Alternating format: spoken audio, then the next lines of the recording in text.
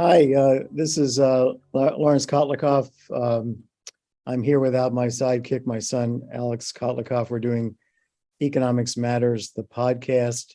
I'm delighted today to have my dear friend and past former colleague and just close associate, Glenn Loury, who's a professor of economics at Brown University. I'm going to give you some of his bio in a moment, but I wanted to say hi to begin with you, Glenn, and great to be on your show. Great to have you on my show rather than being on the Glenn show this time. Although I've really enjoyed being on the show, on your show, and it's a fantastic thing for everybody in the country. They should all subscribe to the Glenn show immediately.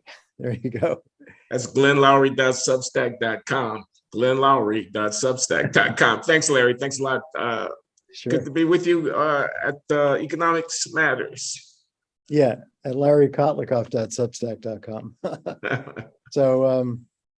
So Glenn, let me tell everybody a little bit about you, because not everybody, people should know I know about you, but not everybody follows academic economists or public intellectuals that closely, but Glenn is a premier public intellectual. He's also the Merton Stolz Professor of Social Sciences and Professor of Economics at Brown University.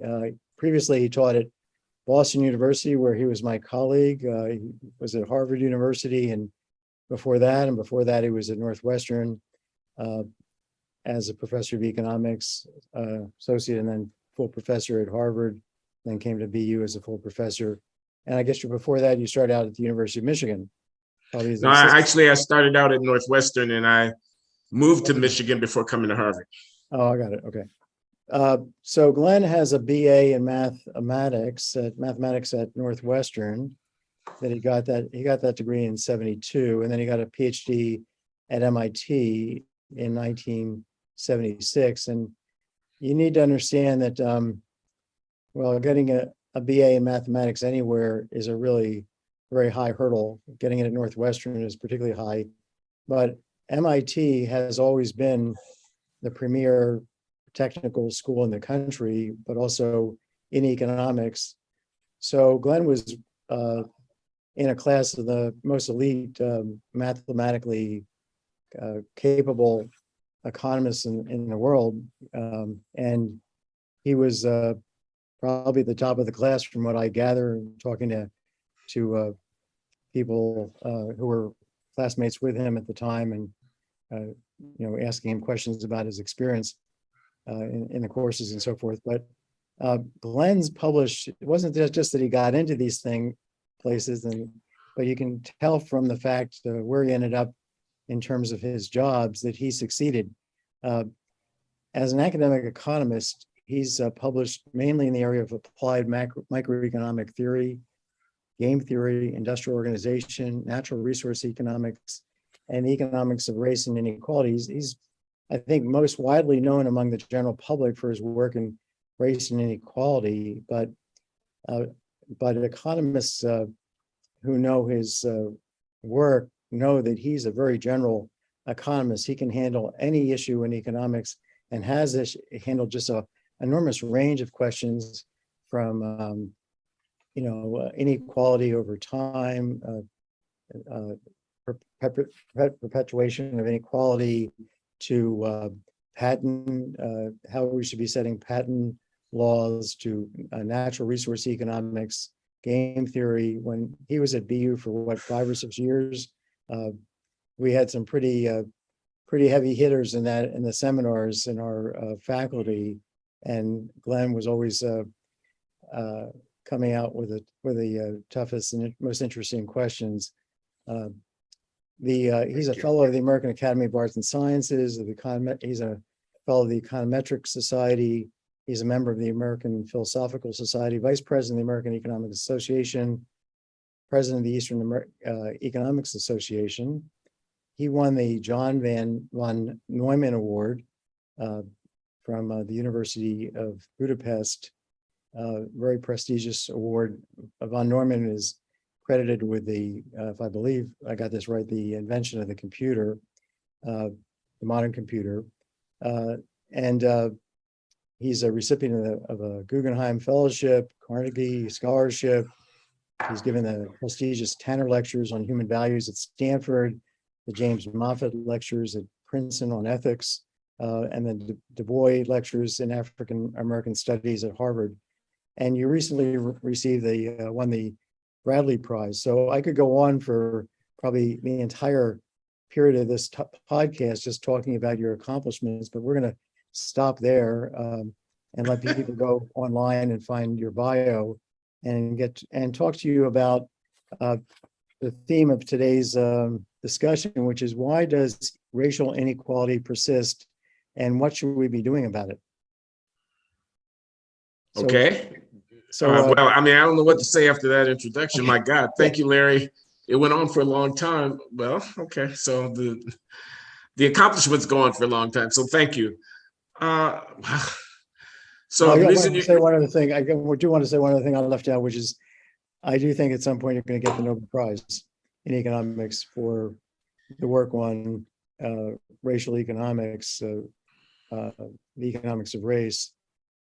But there's also this incredible body of other stuff that merits that really continues to influence the profession. But let's talk about.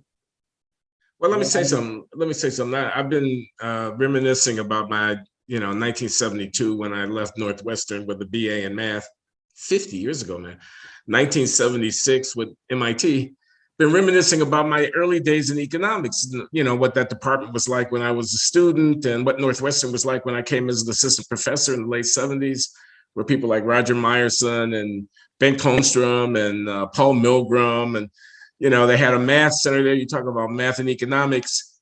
I remember the kind of culture shock of moving from the world of Paul Samuelsonian optimal growth theory, everything differentiable and smooth, and, calculus and linear algebra and comparative statics, and to the world of linear models and activity analysis, which was much more like, a Yale, a Cowles Foundation, or a kind of Minnesota North, it had a different feel to the mathematics, and they were doing mechanism design stuff, man. They were doing incentives. Optimal auctions. Myerson was doing his early work on that stuff. I was around at that time. So, I got a really, really profound introduction to analytical social science when I was a graduate student at MIT in the early 70s. And I've tried to apply those methods to every kind of intellectual challenge that I confront. Right. So, but you've also written and continue to write and speak to the public with great eloquence and capacity in terms of communication. So let's start out by talking about, since we're talking about does racial inequality persist, maybe you could describe in your mind what do you think in your view the state of racial conflict is today in the country. Take it away. Okay, so what I think is, when I was in graduate school, it was the 1970s. That was a half century ago. And at that time, it was a decade after the, Martin Luther King March on Washington, Civil Rights Act of 1964, Voting Rights Act, Lyndon Johnson, Great Society. It was a decade after the, long hot summers of the 1960s, assassination of King, assassination of Malcolm X, of Bobby Kennedy. So there was a lot of excitement in the air about applying the methods of economics to, resolving the urban crisis, the kind of the equality crisis and the Negro dilemma, Gunnar Myrdal, the American dilemma, the Negro in heavy inverted commas, but there was that kind of talk in the air. Anti-discrimination law was relatively new. I mean, guys like Orley Ashenfelter, James Heckman, these are labor economists, econometricians who are, very venerable figures in the profession, were just cutting their teeth and Gary Becker's influence in economics was on how you were thinking about discrimination issues. Kenneth Arrow, information theoretic applications. This was all kind of in the air. So, when I was trying to figure out what to write as a dissertation, I stumbled upon trying to model the over-generational arc of economic standing within demographically differentiated populations. Okay, so race was a kind of marker or a social convention that caused a certain degree of segregation in society. And if you had a theory of growth, if you had a theory of economic dynamics that was like a single agent or something like that, everybody was homogeneous, that would be one thing. But if you segregated the population and you looked at different patterns of social interaction within subgroups of the population, that would be another. So I set for myself the task of trying to write down a simple, more or less neoclassical growth model of income dynamics that took account of social externalities and the acquisition of human capital, which externalities were propagated through the networks of affiliation among individuals in the economy. And those networks could reflect racial identity dynamics. So that was the problem that I set for myself. I'm going on too long. Thanks for giving me a lot of time to talk, Larry. I'm talking like I'm talking to an economist. I know most of your audience might not be economists. But let's just break that down just a little bit. You talked about social networks, and you developed at an early stage the concept of social capital. And I used the phrase anyway. I did. I mean, develop might be putting it too strongly, but James Coleman, the late sociologist, University of Chicago, eminent figure, does credit me. So does Robert Putnam, the political scientist, still very much with us, and influential student of government. Give me some credit for introducing this idea. So yeah. Maybe you want to explain what that is to the general audience here, in your view. Okay, so human capital, social capital. So human capital are skills and productivity enhancing traits that individuals might acquire through education or through training or whatever route that enhance their earnings potential, and that an analyst could use to try to explain differences in earnings in a population, measure the human capital, correlate that to the earnings, and then account for the disparity in the earnings. Social capital, broadly speaking, in my mind, was the idea that the amount of human capital acquired by somebody to whom you're connected would influence the cost to you of acquiring human capital yourself.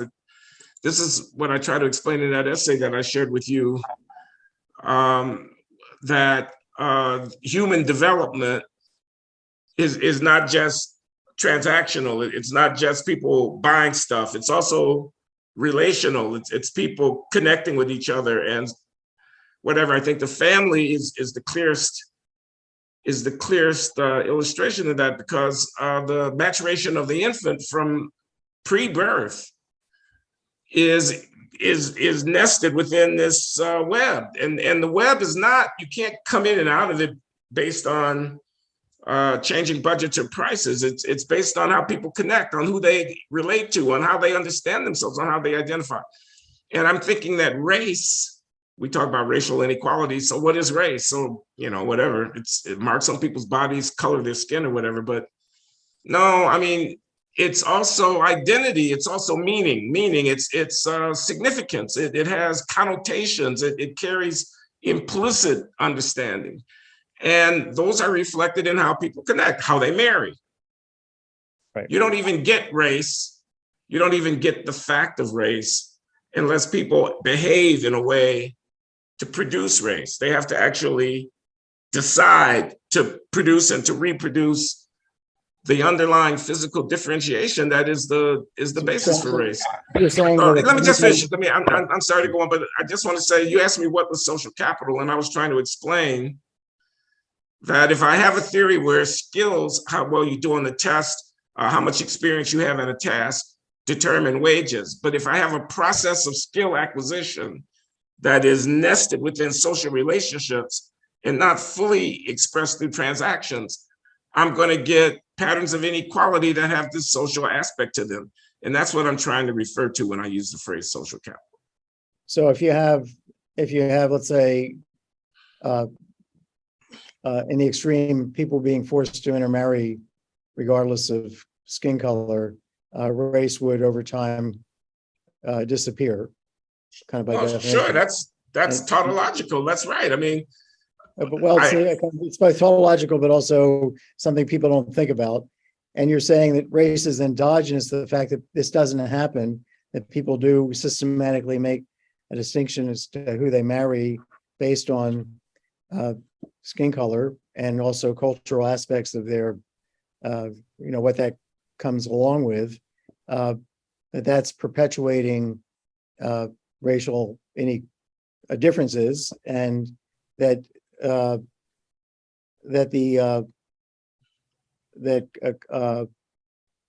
differences in, let's say, background and history and opportunities are leading to perpetuation of some of the inequality that we see in the actual world. We see big inequalities in Black rate, health outcomes, and wealth holdings, and income attainment, education, quality of education, income levels. Correct. I want to say something else. Yeah.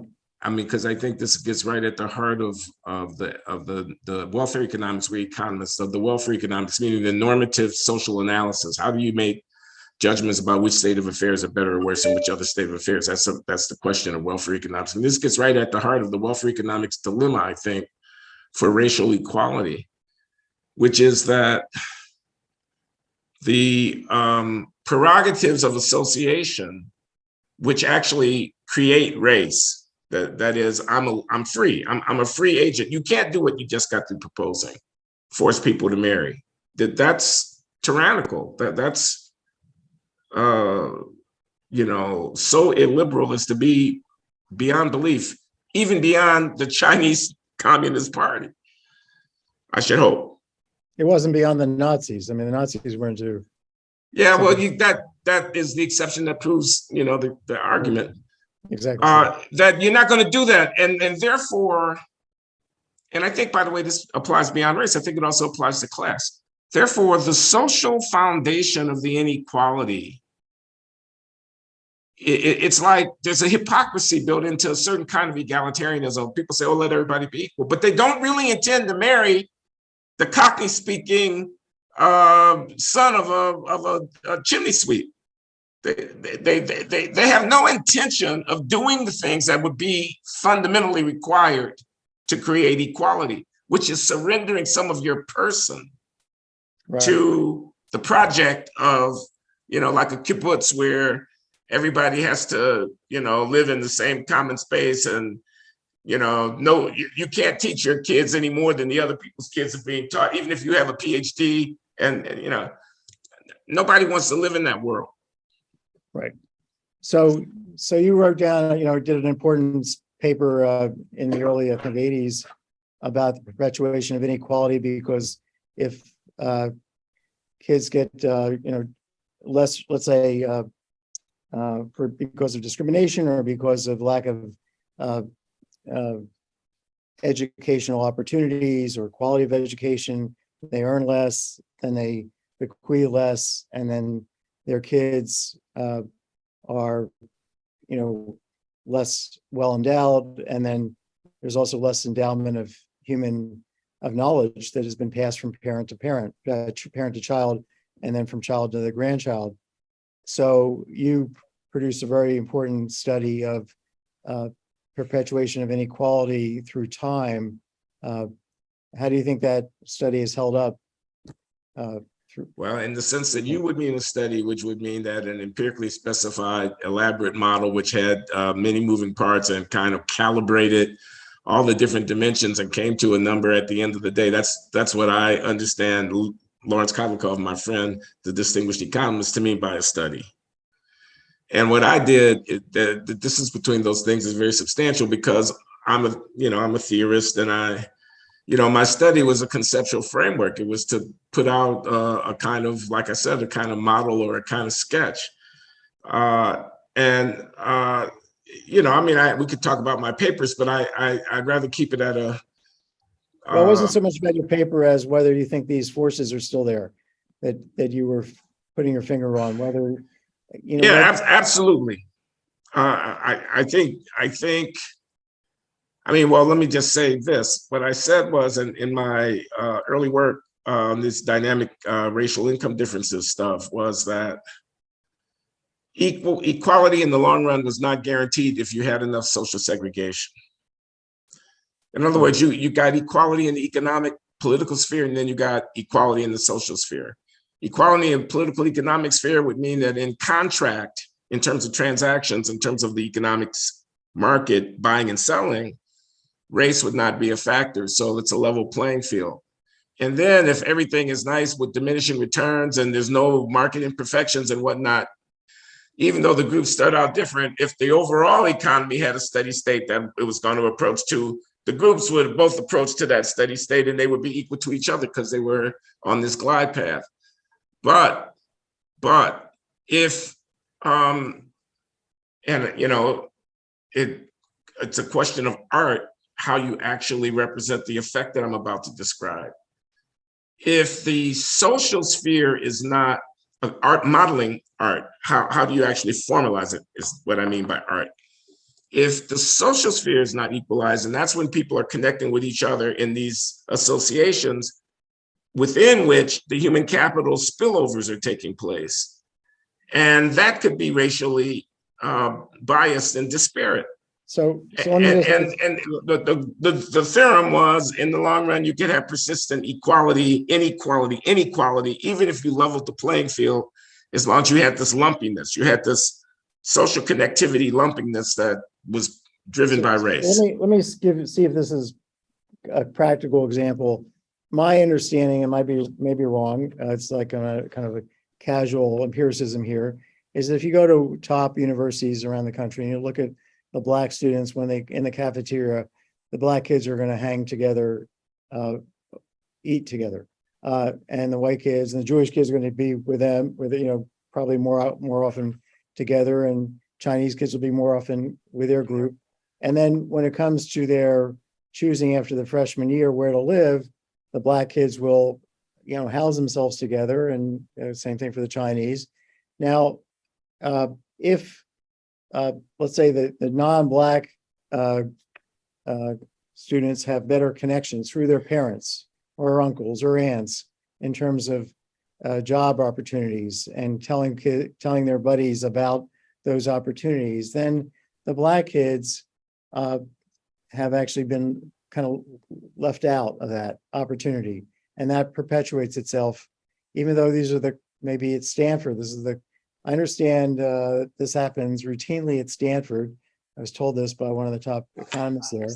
And Stanford was even entertaining a policy of forcing people to live with their original roommates through the 4 years that they were in college, so they wouldn't self-segregate. Am I picking up on part of what you're talking about here? Well, it's an interesting case study. The example that you point to about kids in college, how they affiliate and what the consequences of this networking pattern might be for their acquisition of human capital. It's a perfect illustration of the kind of thing that I was talking about. I was just going to say it's controversial. In the same way that you can't dictate by law that a person marry outside of their race in the interest of reducing racial segregation, you can't prevent people from choosing to identify in such a manner that the patterns that you just got through describing at Stanford or someplace else would produce themselves in the lunchroom, in the lecture hall, in the classroom, in terms of what curriculum is taken and stuff like that. I mean, I've been told all kinds of crazy stuff by my students here at Brown. I was astounded one day in a seminar I was teaching that somebody told me that this was all white. All the students were white. There were 20 of them. I wasn't talking about race. I was talking about freedom of speech. We were reading classic works and writing papers, but they said they don't take Africana studies. That's the Black Studies Department at Brown. That's the African American Studies Department at Brown. It's called Africana. They don't take the Africana studies courses, even though some of them have interesting descriptions to them in the catalog, because it puts the Black students in class in the position of having to explain to the white kids the truth and the reality of race in our world. And they feel like they're being put upon, the Black kids feel like they're being put upon by having white kids in the who will say something which then has to be explained by a Black person as to, let me tell you what really is going on. And I thought when I heard that was like, let me just explain, let me underscore. I'm in a classroom with undergraduates at Brown, they're all white. They happen to be white. It's not a course about race. One of them says they don't take courses in the Black Studies department because they don't want to impose on Black students with their presence. Because the Black student has a card, and the card says, you made me feel uncomfortable. I have to explain to you now. And think about what that means about pedagogy, so the identity fixation. So if you're asking me, I know I'll go on for a minute here.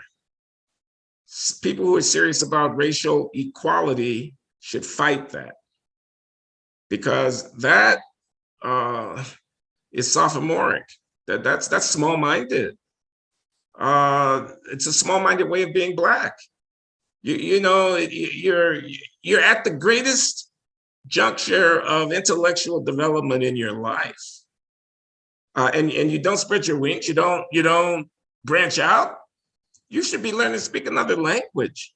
You should be finding out what the foreign students are talking about. So this warm blanket of comfort, and I'll say something else since I'm talking, Larry. Insecurity. Not feeling that you belong because you're struggling to keep up. Everybody's rich except you. When your father's a doctor,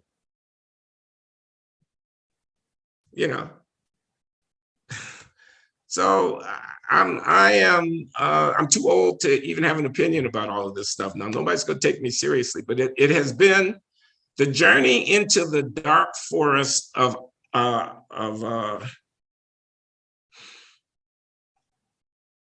racial self-absorption in identity, instead of growing up in the 21st century and finding out that the world's a small place. Everybody's got the world right there in their palm.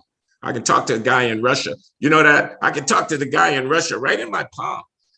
The world's a small place, and you're still fixated on your racial identity.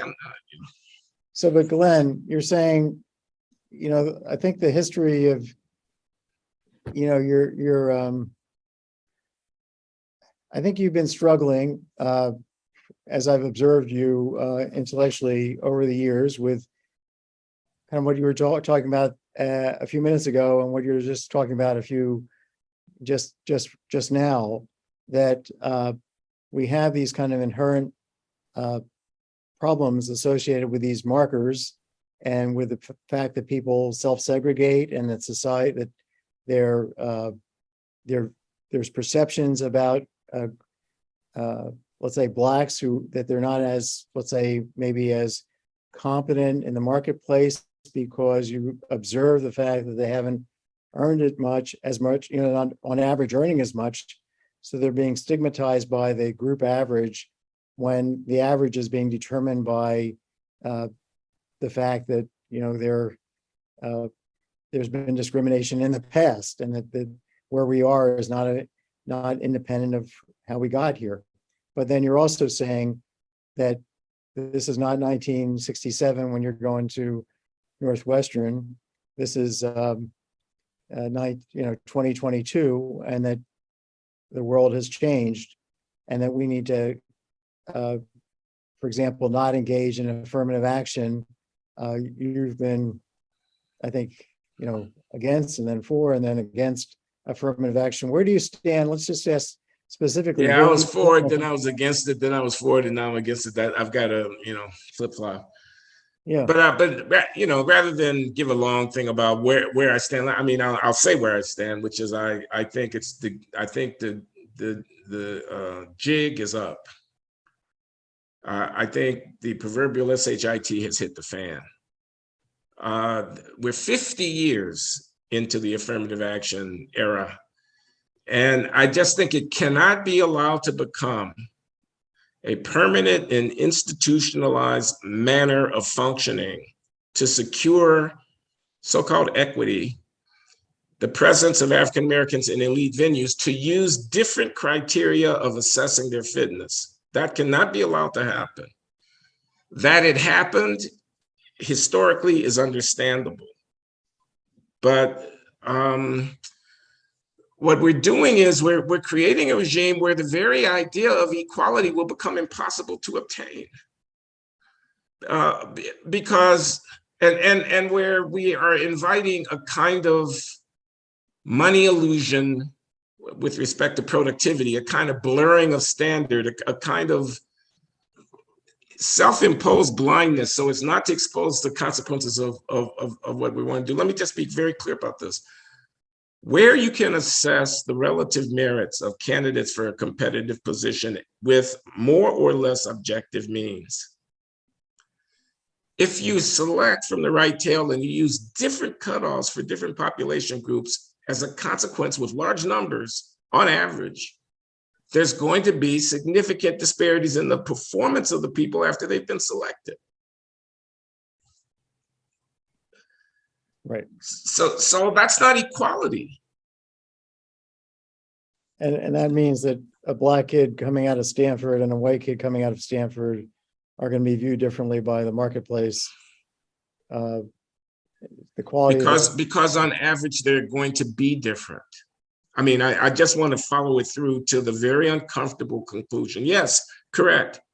They're going to be perceived differently by rational actors in the marketplace, who of course will never say that they in fact do so, and may nevertheless hire and do whatever they want to do, notwithstanding the fact that they perceive it. That's my point. This is insidious.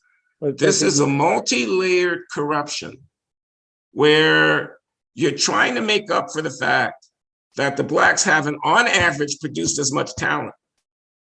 I'm sorry. Talent at what? Talent at academic economics, talent at stem cell disciplines, talent at the kind of research that underlies medical advance, talent at engineering, et cetera.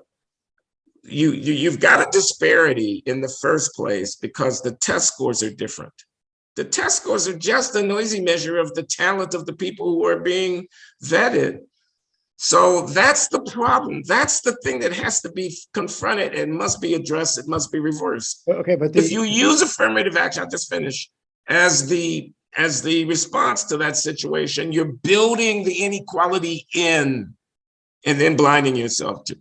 Okay, so but the counter argument would be, I think, going back to Glenn 1 or Glenn 2, whatever version of Glenn we taught, because you could, It's Glenn 1 and Glenn 3. I'm Glenn 4 now. Glenn 1 and Glenn 3 were for affirmative action. Glenn 2 and Glenn 4 are against it. I think you're the most articulate advocate of affirmative action and the most articulate advocate against affirmative action. And so the articulate Glenn for affirmative action would say, well, look, we should really accept that cost of, let's make for a decade, let's make half the Stanford class and every top Ivy schools class Black, so that we now have, 20 years later, a Black elite, a bigger Black elite. We have a lot of, elite Black members of society in terms of, role models, in terms of changing the distribution of bequests, the distribution of income, the the distribution of knowledge that is passed, is held and also passed from generation to generation, that we haven't done affirmative action big time. That the problem we're facing now is that is because we haven't actually done enough of it, not that we've done too much of it. How do you respond to Glenn 1? He could be right, actually. I mean, I didn't know that it was me who was the one making that argument. After a while, I was just listening to the argument and it sounded like it could be right. It could be right. So suppose we think about it like the way we're trained to think about it as economic, dynamic analysis and whatnot. And you started out in year zero, which is, let's say, 1964 or whatever. And then you had the optimal adjustment path, where you were going to formulate your dynamic policy, taking all of the various considerations into account of how you were going to try to narrow, because there's rising marginal cost of doing the egalitarian thing. I mean, you don't want to do it all at once, and you want to kind of spread it out. And there are dynamic interacting effects, and you got to take them into account. So suppose we were doing a Kotlikoff-like dynamic model of what the optimal transition path should look like. In that world, what you just described might be right, which is two things. One, you should be doing affirmative action in years 0 through 50 to some extent. And you should be doing a lot of it in years 0, 1, 2, 3, 4, 5, relative to years 35, 40, 45. Both of those statements might be correct. Maybe we didn't do enough. It was certainly controversial from the very start. That's what people say about some of the poverty programs in the Great Society. They weren't big enough and so forth and so on. Maybe. I've got my doubts about the poverty programs, but it might be true about affirmative action. It might be. And maybe we didn't do the right kind because there's a pipeline issue and there's a question of where you invest and so forth. And the incentives are all wrong, and it's a collective action problem. The incentives for the people making the decisions about affirmative action are to cover their asses and to take care of their own particular institutional interests. They don't have a systemic model in mind when they make those decisions. And it may be that any single one of them making a decision like relying less on preferential admissions to, meet a threshold of minority presence would not do any good unless all of them did it, and they can't coordinate on all of them doing it. So that guy, the early Glenn, when I was coming out of MIT, I was saying you can't go colorblind. You can't just be laissez-faire. That was my, I said you got either racial justice orientation or you got laissez-faire, let the chips fall where they may, kind of libertarian orientation. And I'm saying you can't. I had a correspondence with the great Robert Nozick, the philosopher, who had this entitlement theory of justice, where he said if you start out with claims that are legitimate and people transact, anything that comes about is also legitimate as a consequence of those fair transactions. And I'm saying, but if the starting line is blurred because of history, just like you said, you have to do something. So I agree with that. I agree that that might have been retrospectively a sensible speech in 1980. But we're in 2022, and the ground is shifting beneath our feet. I think that, the fact that it's Asians, quote unquote, I don't like this kind of generic, these people are very different among themselves. But in any case, it's Students for Fair Admissions who are an Asian group who are bringing these lawsuits against UNC and Harvard, challenging affirmative action in elite higher education, is beyond ironic. It is in so many levels exposing the thinness and inherent contradictions of this view that we're carrying with us now. The country is changing. It's not black and white anymore. This is not 1960. This is 2022. The world is small. The world is very small. People are moving around. So locking in this I'll repeat myself, locking in this dependency. This is the late Glenn. I'm explaining the difference between the early Glenn and the late Glenn. That train left the station. We missed our chance. We are where we are now. And the late Glenn says, it's time to man up and woman up. Let the chips fall where they may. Let's, literally where they may. Would I admit a class without any Black students in it at a place like Harvard? Of course not. Of course not. But Have you looked at those data? RC, I just for a moment. Okay. Peter Arcidiacono, Duke labor economist, who's the expert witness for the Students for Fair Admission. David Card, Nobel honoree, expert witness for the Harvard. Yeah, right. And Card says, and here's the argument, he says, look, we could fill up the class with high test scores if we wanted to. We're not just interested in test scores. We're interested in many qualities of the students. And when you take those qualities into account, we're not discriminating. And Arcidiacono says, stratify the applicant pool over a 10-year period by decile of their academic qualifications, an index of test scores and grades, the 10th, the 20th, the 30th percentile, and so forth. Conditional on decile and ethnicity. What's the probability that you fall in that decile? What fraction of the Black applicants fall in the 4th decile of the distribution of academic qualifications, the 2nd, the 3rd, the 10th? And conditional on decile, what's your chance of being admitted? So that he's got these two tables. To me, these two tables. So when you look at the applicant pool, of course, application is endogenous. Everybody out there in the world, we're economists over here. So hold on. Okay, we're going to actually talk a little bit. Application is a choice. The pool of people who he is looking at who have applied have self-selected. I'm aware of that. Almost 2/3 of the Black kids are in the bottom 2 deciles of the applicant pool. Mm-hmm. Almost 2/3 of Asian kids are in the top 2 deciles of the applicant pool. Those numbers are only slightly off. Conditional on being in a decile, let's say the 7th, you're between the 70th and 80th percentile of the stratification of applicants by academic qualification. If you're Black, you got a 35 or 40% chance of being admitted. If you're Asian, you got a 10% or a 7% chance of being admitted. If you're in the top 2 deciles and you're Black, of which only like about 5% of the Black population are, you've got a 50% chance of being admitted at Harvard. And if you're Asian, you got a 15 or a 20% chance of being admitted. Yeah. So I'm just saying. No, I agree. We're twisting ourselves into a, and I think the guys like Clarence Thomas are right about this. Come on, you all can get mad at me if you want to. We're talking about the Constitution of the United States of America and about the law, about the order under which we're going to govern ourselves. You can't have, on this argument, which is why I signed on, state actors making that kind of racially discriminatory discretionary decision with the protection of the Constitution behind that. That's a problem for our country. It's not the solution. This is not the answer. We have a problem. The inequality must be dealt with. Changing the standards and discriminating in this way is not the answer.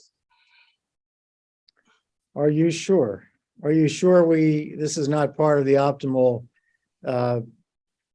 let's say, Glenn 1 policy, and that we actually should be, following, siding with Harvard on this, and that we need to have this policy in place for another 10 years? How do you know for sure you got the timing right? You kind of signed the policy a few minutes ago. Okay. No, I don't know that I have the timing right. It's very opportunistic. The case is at hand, so it has to be decided. It's very qualitative. It's not a precise, this is the thing. That the point is, I think the right move now is to bite the bullet on what I'm talking about. Which is the development of equal performative capacities between the populations, not changing the standards that you judge them by race. So you're advocating a different form of policy to deal with the social capital differences that existed and still exist. Correct. Let me just make a philosophical observation. I am not advocating for indifference to the inequality. So I'm not saying, never mind, let's just move on. Right. Don't do anything. I'm saying, don't do this. Don't do this thing here. But I would defend, and many people who are colorblind at the secondary level. I'm distinguishing between being colorblind colorblind with respect to how you calibrate your policy in terms of action. You don't discriminate between people based on race, and colorblind in terms of how you evaluate alternative outcomes, which is I'm indifferent. I'm indifferent about the racial hit. And I'm not indifferent. I want to address the inequality, but I don't want to do it by preferential means, by preferential policy, preferential selection policy means. So if we could make Glenn Loury, let's say the czar, let's say the dictator of the U.S., given the current, what would you do? Yeah, or have you thought through? I mean, this may not be your bag. You may not have thought through this, and maybe I shouldn't be putting it on the spot. I mean, I'll tell you one thing I would do, which is I would take a very close look at the disincentives for people to work and to get married who are poor, regardless of color. Sure. Because you have probably, at least, well, from the research I've done, people could go to kotlikoff.net and look at an article called The Marginal Taxation of American Workers, which is jointly with Alan Auerbach and Dave Altick, who's Alan's at Berkeley, professor of economics, and Dave is the head of research at the Atlanta Federal Reserve Bank. So what we show is that if you look at the bottom 20% of households, and you look at the marginal tax bracket, the tax bracket of these low-income people, you find that about a quarter are in marginal tax brackets of 70% or more. So we've set up these benefit programs to help the poor, the war on poverty, Medicaid, food stamps, welfare, supplemental security income, disability benefits. And we also have a tax system, the earned income tax credit, for example, is part of the federal income tax. And they're all state-specific programs, basically. So you got like 51 different versions of this. But you find that a quarter of this of the poorest 20% are in marginal tax brackets above 70%. So let me ask you, Glenn, if I told you that you could work, I'm Uncle Sam, I say, hey, Glenn, here's a great job for you. And by the way, 70 cents out of every dollar you earn is mine. Would you be keen on working, taking that job? I think not. At some point you'd say, I'd rather just take the welfare, the basic benefits. The American Affordable Care Act, the Obamacare, has some significant work disincentives because you earn more money, you lose these benefits. So we need to have so that's what I'm saying, that one of the big problems here is that we're locking the poor into poverty, and the poor disproportionately, well, let's say a disproportionate fraction of the Black population is poor. So we need to fix that. But let me give you time to. Well, no, that's. I mean, you're the public finance economist here, and I am quite prepared to believe that the behavioral consequences of getting 30 cents on the dollar versus getting 100% on the dollar for looking for a job or working an extra shift would be significant. I'm quite prepared to believe that. By the way, just to be clear, that's the minimum. 70% is the minimum marginal tax bracket for a quarter of this population, or no, for these 70%. Marginal taxes can be 10,000%. You could lose you go back and you earn an extra $1,000. You lose your Medicaid for yourself and your kids. You could lose your food stamps, your housing. And even if people are not, like in our models, making these maximizing decisions with full information about the policy and trading it off just exactly, even if they're on a kind of rule of thumb, kind of patterns of behavior that get emulated and replicated across different groups of people, and that are nearly, there's an evolutionary dimension to it, and they're nearly optimal. The effect of this will be to shape the culture, to shape how people think about work, about themselves, about where their support comes from, and things of this kind. And this is, this is what the conservative critique has been all along about the welfare state. There's some people that are in a situation where if they have extra kids, they're going to get extra money. And there's others that are in a situation where if they have extra kids, they would lose money. But we, so if you have more kids, let's say you're in a situation where you're deeply incentivized or heavily incentivized to have children, and not to get married because now you're going to be over some thresholds where you lose all these benefits. Now you've got, low income, more kids to share, to spread that low income over, and therefore, and less time to devote to any one child. And that means less time to talk to that kid. We know from Jim Heckman's work that the earliest stages of, just talking to kids at infants at an early stage from 0 to 3, then how much how much effort and resources you apply to, and also healthcare to early stage development appears to be quite critical for future earnings capacity, for example. I want to say something, which is that the solution is to universalize the benefit and not to make it means tested, the solution to the problem. But that's not really a solution, is it? Or is it? So the problem is we want to help poor people, but we don't want to help everybody. So we only make the help available if people remain poor, and the incentive, therefore, for them to do things that make them less poor is undercut. But if we universalize the benefit, we can't do that. We can't afford that. We can't afford it. It's 100% of the people that we're targeting instead of 20% of the people. But more than that, we change the character of our society, don't we? And we become socialist, and maybe we don't want to do that. No, I would say that we have a current welfare system. It's like 51 states, including DC, times something like 30 different fiscal programs. That's our welfare system. Nobody has optimized over this.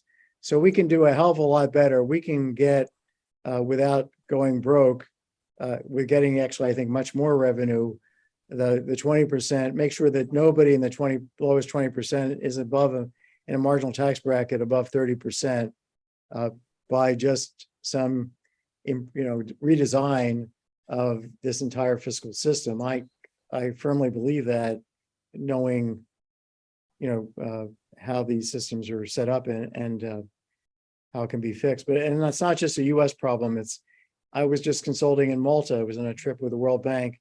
You look, they've got another 20 programs. These bureaucracies grow on themselves. This is also part of, I think, the right-wing critique about big government, that the left-hand hand doesn't know what the right-hand side. These agencies are not coordinating.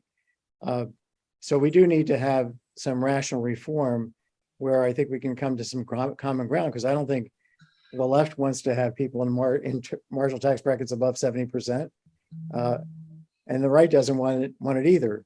I think we should start, with some solutions here that are universally accepted and straightforward and kind of low-hanging fruit, like early childhood intervention. In El Salvador, I did some work there, consulting work with UNICEF, and they send, because they know the kids are not getting, the children, the babies are not getting the kind of inputs that they need for their development. They send, they have a small army of social workers and nurses who go to those kids' homes on a routine basis to make sure the parents know how to bring the kids up and that the kids have the right, nutrition and blah, blah, blah. And that's. Well, there was an experiment here in the United States that went on for years where nurse home visitation. I can't remember the scholars who studied it, but when I was doing this kind of social policy stuff 10, 15 years ago, I would have been able to cite them. But this is the kind of thing that Jim Wilson, the political scientist James Q. Wilson, would follow and talk about in his writing. They sent nurses home with low-income mothers on an experimental basis. There was a treatment and control group, and they found significant benefits over a few years from the policy intervention of the nurse home visitation, not just for health of the kid, but also for the well-being of the mother, economic, social well-being of the mother subsequently. So, yeah. So I have this, I ran for president not last time, but the time before as a writing candidate. And I have on my website my platform, which is turned into a book I turned it into a free download book at kotlikoff.net, which is called You're Hired, not You're Fired, but You're Hired. And it talks about how to fix all these things. And it does have a plan for getting everybody into a 30% marginal tax bracket without destroying all the transfers to poor people. So I think there is a solution there, and for people that want to see something concrete, maybe I'll not be the best, but I think there is a way to do it. But let me spend the last few minutes here with you, Glenn. Let me just kind of summarize that you're an activist to a large degree, but not everywhere, not on every. So you're opposed to certain kinds of social interventions, but but not in general.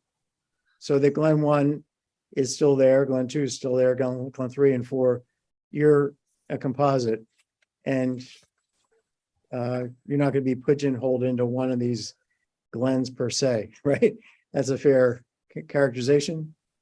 Yeah, I got a feature at the GlennLoury.substack newsletter called The Old Glenn and the New Glenn. So if people go GlennLoury.substack.com, they will see across the top different things you can click on, and one of them is Old Glenn versus New Glenn.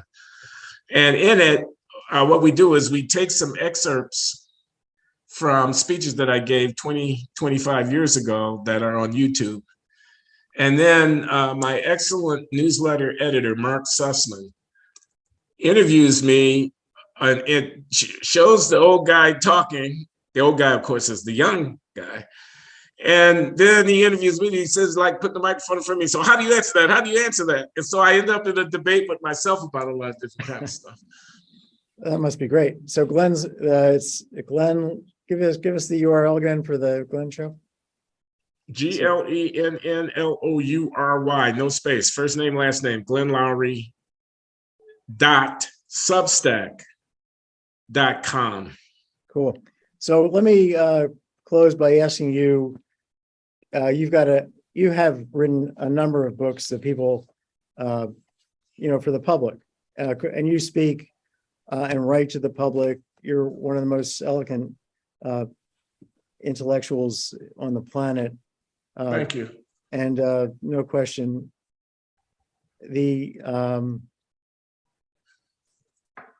a new book coming out that you're writing, your autobiography. It's called The Enemy Within. I just want to give you a chance I don't want you to kind of scoop your book, but I want you to give you a chance to kind of explain maybe the title and why you felt compelled to write an autobiography. Okay, that's a good question. I've been threatening to write this book for a decade. I've been talking about writing a memoir for a decade. Everybody told me, oh, you ought to write a memoir because your story is so interesting, your life is fascinating and whatnot. And I'll tell you just very briefly what they're talking about. It's finally now happening. It's in production. I'm working on it with some help and support from a guy that I'm talking to, and we're interacting and whatnot. And I'm very happy about the process of producing this book. So it's my life right now. It's what I'm doing. So that's the book. The story is, I came up in a working class Black family in Chicago, Northwestern MIT. I became a professor at Harvard at a very young age. I had a high flying career, in magazine cover practically, and, Reagan administration. I was being, this is Glenn number 2. I was being targeted for a high level office in the Reagan administration. And then I hit the skids. I had a horrible embarrassment and humiliation when I was accused of assaulting a woman, and it became public, a woman with whom I was involved in an extramarital affair. And I went into a depression. I fell into a drug dependency. I was, using crack cocaine with uncontrollably. I was in a lot of trouble.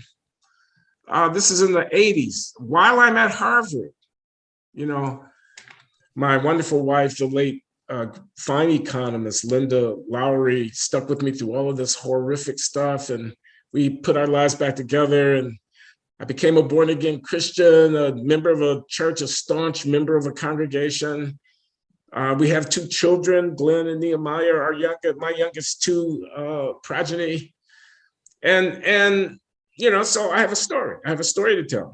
And you So also just say you got before school, you had another a marriage, with 2 or 3 children. And, yes, 3 children.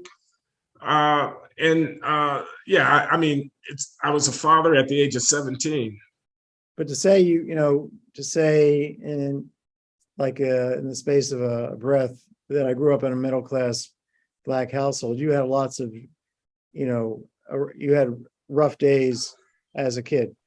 It was a working class household, you could say, but yeah, okay. And we lived in a little apartment up in the back of a great house that my aunt owned, my mother, my sister, and I. I slept on the couch in the living room after I got too old to sleep in the 1 bedroom that my sister and I were sharing with each other when we were little kids, this kind of thing. I've been working all of my life. I've worked at printing plants. I've worked at McDonald's. I've, went to graduate school with a wife and 2 little kids in tow, scraping by. What was on your briefcase? I will. What was rise above it.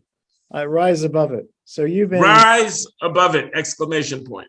Right. That was my bumper sticker. I carried it one on either side of my little attaché case when I go to class. I'd set it right down in the aisle next to my chair. And everywhere I would go, I'd carry this rise above it. That was my motto. So. This is Horatio Alger, who's not on a straight path, who's going down, down, down, and up, up, up, and then down. Well, no, I mean, it's deep. It's deep, Larry. I mean, I can't tell you because, I don't want to spoil it for everybody. The challenge of self-governance, and I was very close to Thomas Schelling, the late great economist, was a friend of mine and a mentor, a colleague at Harvard when I was there. And he worked on many things. The strategy of conflict is his best known work on strategic deterrence kind of issues with applications to the nuclear standoff. But he worked on other things as well. And he was very clever and unique in the way in which he would approach problems that economists were interested in. And one of those problems is governance. It's the governance of the self. It's actually doing what you think you want to do. You want to do it, but you don't actually do it. It's like there's multiple selves there. There's the guy that's thinking about what he wants to do, and then there's the guy that's acting in the moment. And Tom saw all these clever contractual way, like savings clubs where you get a lower return on your money, but you're putting in the money every month, because you commit yourself, whatever. This is Tom Schelling. Now about Glenn Loury. Self-regard. This is, you write a memoir, you write a book about yourself. Are you going to be honest with yourself? I mean, that's question number 1. Who are you fooling? Now the reader of my memoir does have a problem because there's a strategic inference issue here. All your evidence is coming from me. And I'm the decider about what it is about me. So you should assume that I'm making those decisions on behalf of my own interests, not necessarily yours. Yours are in knowing, quote unquote, the truth. Mine are in whatever my interests are. We don't have to go into that right now. But that's me and the reader. What about me and me? What about me and myself? So I'll just, again, not to go into the book. The cover story and the real story. The cover story and the real story. Let's sit down with a piece of paper and make a list of all of the fuck ups that we have perpetrated in our life. Okay, the time I know I shouldn't have. You've got some. I'm not asking you what they are. Let's be honest with ourselves about what was really going on. Okay, the first reflex is to reach for the cover story, the self-exculpatory, self-aggrandizing cover. That's our first instinct. What's the real story? Okay, the path to enlightenment, says Confucius, is illuminated by the distinguishing between the cover story and the real story for yourself, not for anybody else. And that's one of the challenges, the enemy within. I mean, I did overcome drug addiction. I have a story in the book about my religious journey where I was a born again Christian. I was baptized at the age of 40. You go down under the water and you come back up again. And, I mean, the claim is that Jesus was raised from the dead. I don't mean to offend anybody who might hear this. It's an extraordinary claim that a man was raised from the dead and lives on now, even to this day. Extraordinary thing to believe. And I believed it, or I thought I did. Or did I really think I did? Do you see what I'm getting at? Was I always deluding myself? Was it a beneficial self-delusion of someone who was addicted to crack cocaine and just wanted to stop using and have a normal life? Did I suspend my critical faculties for a decade? God, I don't know that I want to say that to my fellow congregants who are believers still. But there you are, the real story, the cover story, self-regard, self-examination. All I want is the first copy or the draft. This is going to be a fantastic. I already read a little bit of it. You've given me a couple pages. It's a page turner. It's going to be, well, it's not done yet, but I don't think anybody listening to today will do anything but run to the bookstore or to wherever, Barnes and Noble's local bookstore. Go to there and get the book once it's available. But anyway, Glenn, this has been, as usual, a revelation. And I hope we get to to the position through time where the color of one's skin is just completely irrelevant. I would urge everybody to go look at President Kennedy's speech when he was advocating for the Civil Rights Bill and talked about the fact that unless we pass this, who would want to change the color of their skin? I think saying those words at that time, he's a very clever guy, very, very brilliant guy, that nobody would think about wanting to become Black if they were white. But we should get to the point where we're all indifferent. That would be. Well, I'm actually not indifferent. I like being Black. It's all I know. It's all I know. I don't know about what you say. I think some of these white kids that listen to hip hop and turn their cap sideways and are trying to be Black in a cultural sense might think that it was the coolest thing in the world to be Black. Isn't there a scene in a movie somewhere? I've seen this recently, where there's a bunch of white kids, they're suburban brats who are, again, trying to be cool. They're smoking weed. They're listening to, hip hop. They're driving around in their car trying to pick up girls. And somebody mistakenly thinks they're Black. And they say, "Woo, man, did you see it? He thought we were Black." They're slapping each other on the back because the onlooker mistakenly thought that they were Black. They were proud that they carried themselves in such a way that they could be mistaken for being Black. I think there's more of that out there than you might realize. I think, well, yes, I agree.